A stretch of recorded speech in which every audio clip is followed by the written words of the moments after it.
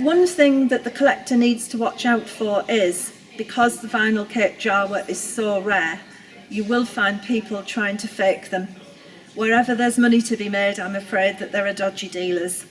Here at Vectis, we've seen quite a few that have been passed off as being vinyl capes when they're not. This is one that I've held back because he's got obviously the wrong coloured cape, it's also the wrong cut. You'll find that when people have actually tried to fake them, the armholes can be quite loose. They can't mimic the factory cut that these items had. Also, the vinyl has a distinctive feel to it, it's quite rough. But this is obviously the wrong colour because the original vinyl Cape Jawa, his cape is nearly the same colour, and that is much, much darker. You'll also find the sneaky people will try and cut them out of Obi-Wan Kenobi's cape.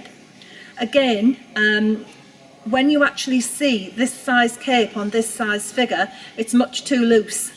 The armholes flop around and it's just not right, and it's also not the right colour. But we have seen ones that have been like this. You need to be very careful, don't part with any money if you have any doubts. Also, things like the weapon. This little fella was packaged up with a weapon that is the wrong colour. It should have been a very dark, almost black plastic. Plus, the reproduction weapons are made out of a plastic that is much different to the earlier plastics. And people have said to me that you can tell the difference by floating them in water. One will sink and one will float.